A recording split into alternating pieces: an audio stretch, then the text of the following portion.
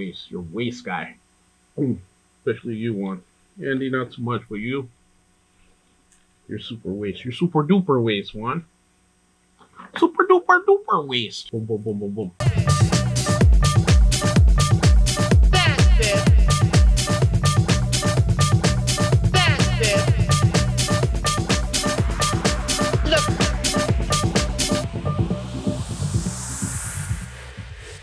What's up, fam? It's your boy Demuir here, purveyor of all sounds underground.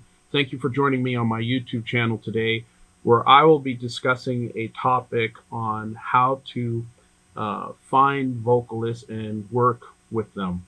This is inspired from a recent coaching session I had with one of my students from my elite program, a guy by the name of Don Swing, who's been releasing music more frequently and consistently now. And it's just great to see his evolution. So this came up in the conversation. And if you ever want to learn more about my elite program, just check it out on patreon.com/DemuirOfficial. The link is directly below.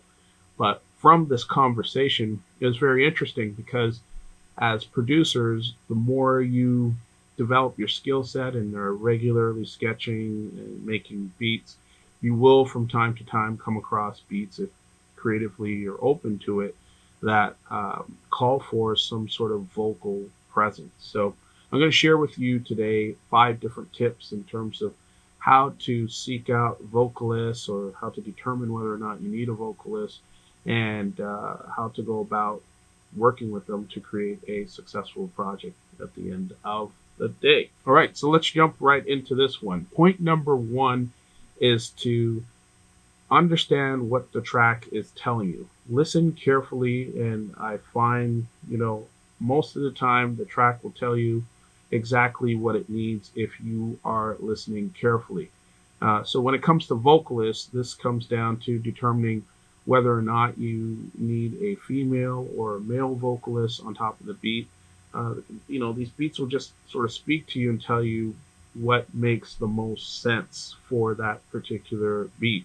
As well, you should be able to determine what you want the phrasing or melody to sound like in some cases. So this has happened to me a few times where I hear the beat and I know exactly what it is that I want from a vocalist, and I'm able to say, here's the type of phrasing, this is what key it's in, just put some words to this type of melody, come back and let's see what we got. And point number 2 is to decide the directive or creative approach here, meaning, will you be the one driving what outcome is expected here, or are you going to allow for some creative freedom to occur with whoever you decide to work with for a particular project?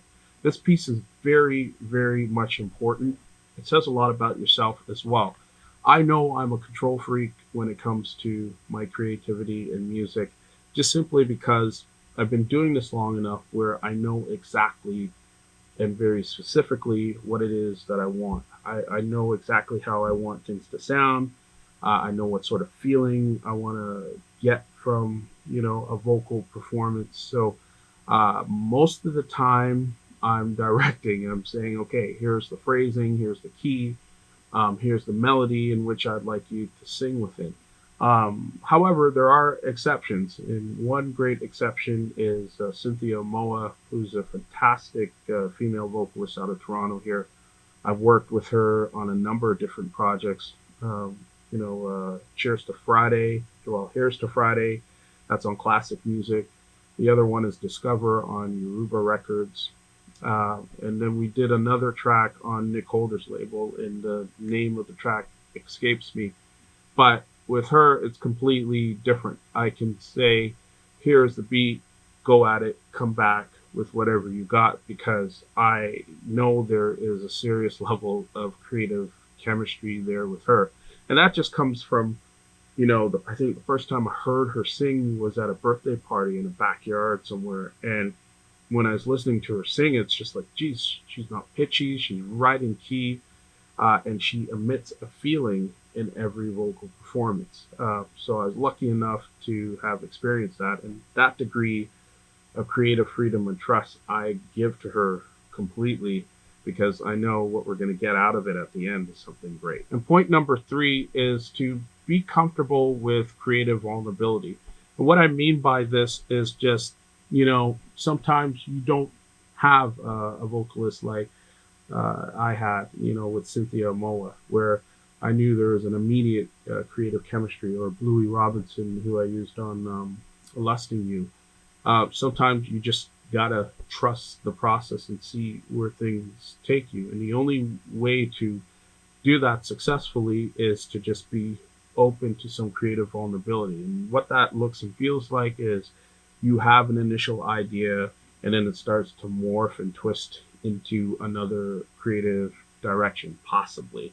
Or, the vocalist wants to give you feedback to change something, like moving the keys so it's more within their vocal range, to see if that's possible. Now, me being a person that works with samples a lot, I'm not really inclined to do that too much, to be frank.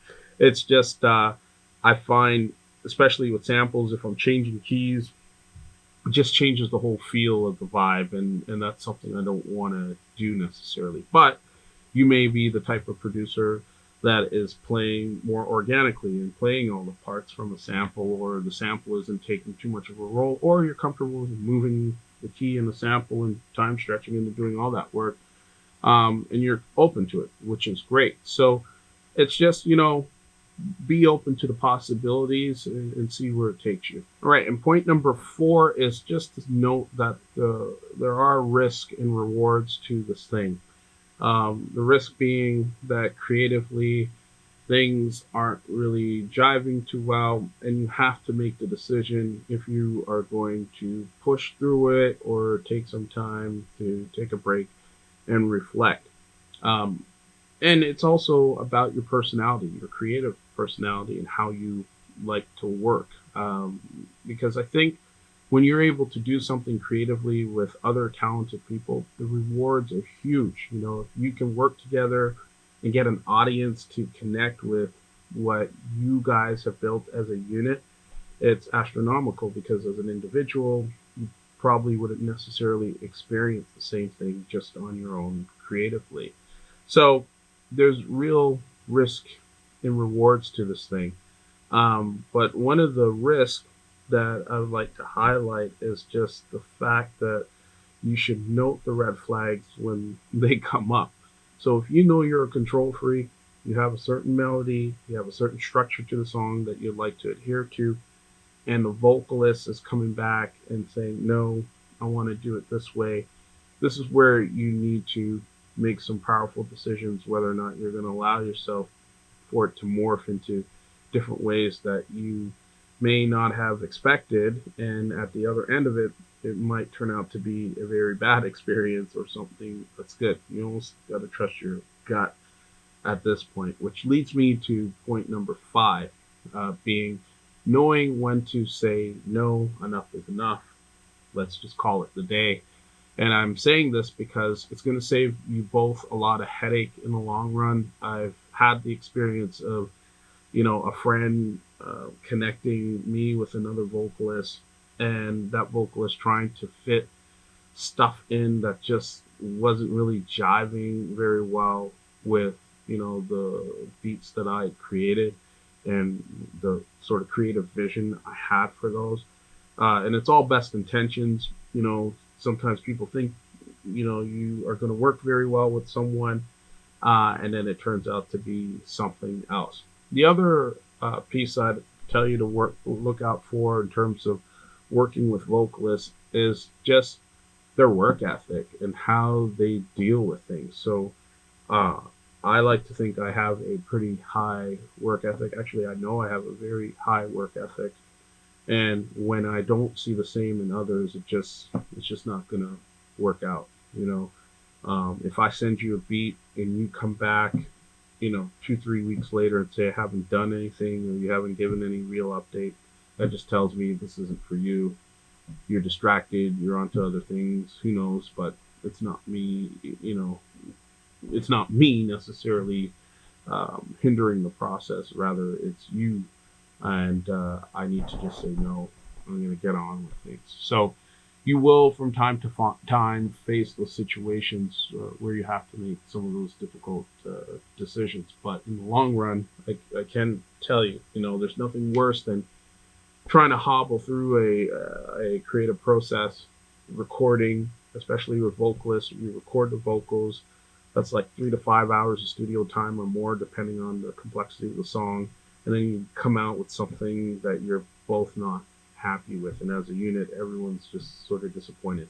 So it's better to just call it quits or stop right at the get-go when you've seen enough impacting the smoothness of the creative process, so to speak. And there you have it. Those are my thoughts on how to find and work with vocalists. The one thing I forgot here or omitted slightly was just more on the finding part. I tend to go after vocalists who I've seen, live performing because I get a very strong sense of their vocal performance and the consistency of it. If you have to resort to doing things online, look at the post, look at the consistency of the post, and really critique it for yourself and see if you see it fitting with you. There's nothing worse, in my opinion, when you have people online saying, yeah, they're singers and they get stuff done and they're down for it, and you message them and you're just waiting and you're waiting. And I'd say that's your first red flag right there. But, if you can have some pleasant experiences, like Lusting You is a track I worked with Louis Robinson on the vocals, and he is in the UK. And Kerry Chandler put us in touch, and rest is history.